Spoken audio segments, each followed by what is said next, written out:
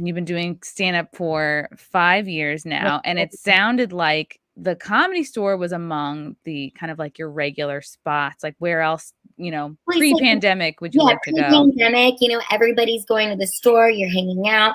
A lot of the shows I did was for Crack 'em Up Thursdays with Nichelle Murdoch, who I love so much, on Thursday nights. She had one of the best shows there, and I did a lot of their anniversary shows. So it definitely was a hangout spot for me.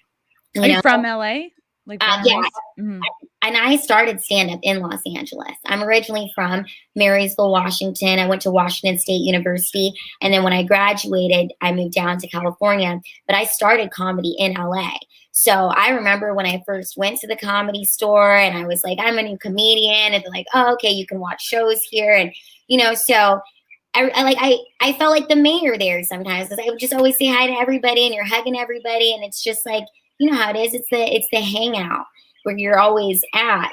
And so you feel like in your element. You see that you love seeing the same people all the time. It's like, and you fall in love with the staff. It's it's the best. Yeah, the staff especially. You build a bond with them. You're seeing them every night. I used to say I'm not a paid regular at the store, but I'm paying regularly for these drinks. Yeah, because you're just there all the time. And with what's going on in LA right now, the Comedy Stores, I saw online, this is like a few months ago, that they were requiring vaccination for audience members to watch the show, and I didn't think too much of it. I was like, they're not going to be doing that to performers, right? And what happened on Tuesday night was, after my show on Sunday, I was on an incredible high. The Ford Amphitheater was wonderful to me. They provided accommodation because of the fact that I am medically exempt, and I let them know that. And, I was allowed to perform, and it wasn't. You showed them a negative test, right? And you were also gave them a negative COVID test, which I'm happy to provide. And, and I went above and beyond and also got a doctor's note, which is, I get they need that. I did it. And so on Tuesday night, I was just feeling myself. After a big show, you just feel like you just got that adrenaline. Like you can go for a couple days. So I just had this adrenaline. I'm like, I want to dress up. I just want to go to the Comedy Store. It's roast battle tonight. They were having roast battle. And I just want to see people I haven't seen in a while, just kind of go out there. Yeah. So I went with my friend, Alan Chow, and he had his vaccine card. And I was like, you know what? I have a negative COVID test with me. I've got my papers. I was like joking around, like I got my papers. But in my head, I'm thinking they're not going to give me, I don't really see, like they know me. They're not going to give me an issue, right? And we get there and, everybody's wearing their masks and they're checking people. I see them turn away people who are trying to watch tickets to the show who don't have their vaccine card, so they can't go in. I approached the door guy, I let him know my situation, and he's like, okay, this is above me. I need to contact somebody else. So he contacts somebody else. It takes them a while to get out there. So I'm just kind of like standing there, making small talk with people. They come out. I let them know that, hey, I just performed at the Ford Theater on Sunday. I have a negative COVID test that I took Saturday that's here that says it was negative. And I also have paperwork from the Ford Theater where I'm medically exempt because of my disability. And here's the thing. It's crazy to me that I even have to go into this much detail, and I need to let you know what exactly is going on with me and my body. So invasive. It's so disgusting. Yeah. So that's why in my post, I was saying, I say a lot about my disability on stage, but I want people to remember that it took me a long time to get to this point, to get to this level of confidence, to want to talk about these certain things. But there are still some things I'd like to keep medically private, And so everybody there was really nice. They were happy to see me because, of course, they recognized me, even the two people who came out.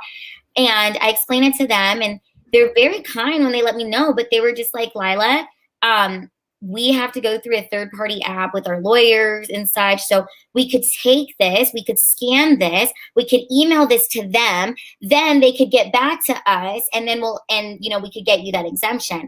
And I was just like, but it's like, that doesn't help for right now. And then they go and let me know, well, you know what? Roast Battle was canceled tonight because other performers didn't have their vaccination card. So we couldn't let them go. You're not the only one, you know? And so then I was like, so does everybody that performs here, I just asked straight up, I'm talking to management, does everybody that perform here have to be vaccinated? They say yes. So, and everybody that watches, they say yes. And everybody that is working here must be vaccinated. And they say yes. And it was at that moment that I was like, that's when I started feeling like I have to let people know about this. I have to make a video about this. I'm looking cute as hell too. So everybody, yeah, you can't waste that outfit. It was so cute. I had that black dress on. Yeah. That was so good.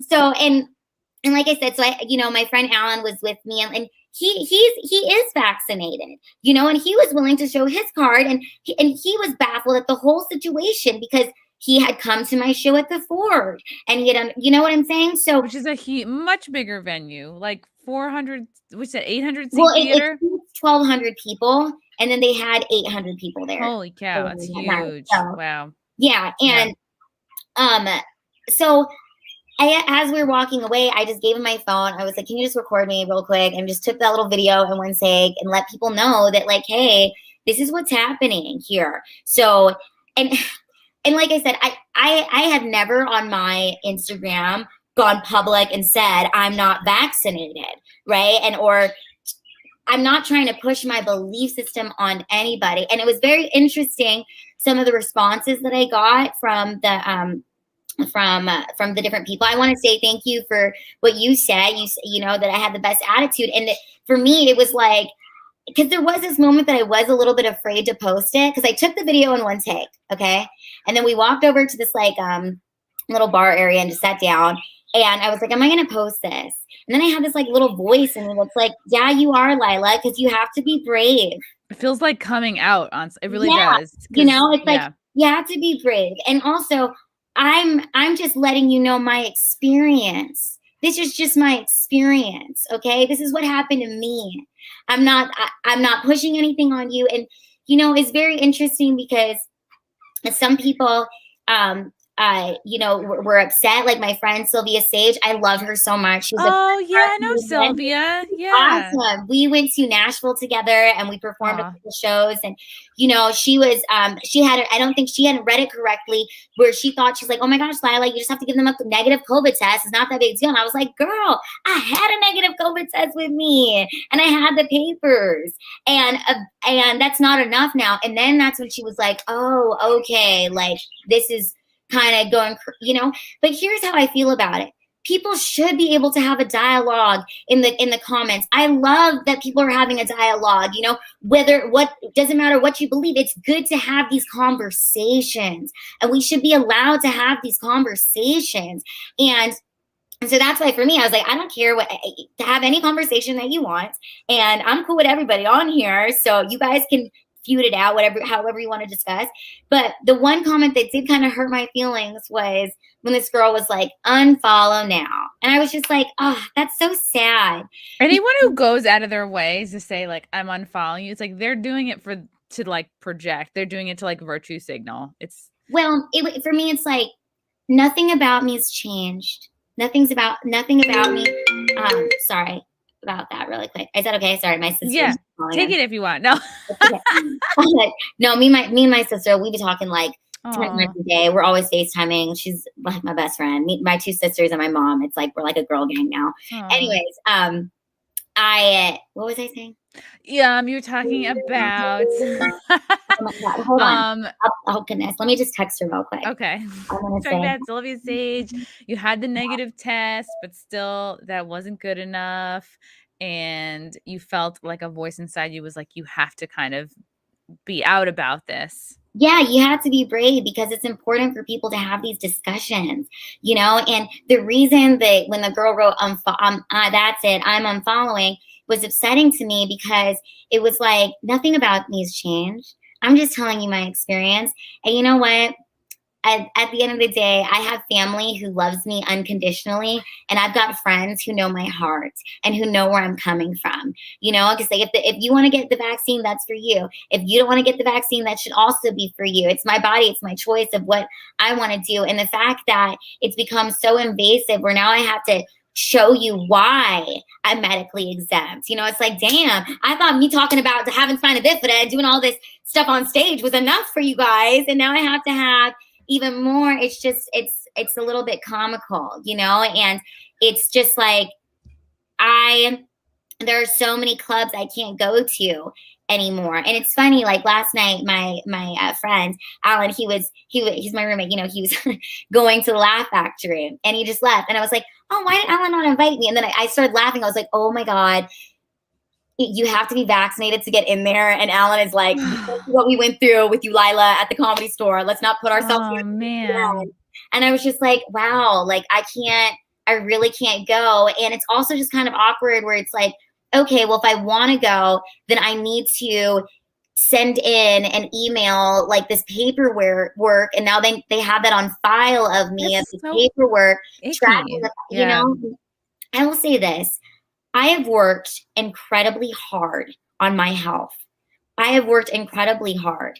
You know, I take care of my body very well because I am a disabled woman. And when I was born, there's a lot of things doctors told me I'd never be able to do. And so I work hard every day to prove people wrong. And that's through feeding myself right, drinking lots of water, spending time with my plants, building the relationship with my family. You know, I went through a really, really dark depression during this pandemic time where you're just like, it was just so heavy. And like I said, I reached out to God, and it's like, what was I told? To heal the relationships with my family. My sister is calling me so much now. You know, we weren't talking this much before. And it's like having that foundation is also what gives me more bravery. And we should be speaking up. I think the saddest part about it is when other comedians have told me, Lila, why don't you just get a fake vaccine card? It's not that hard. Just get a fake one.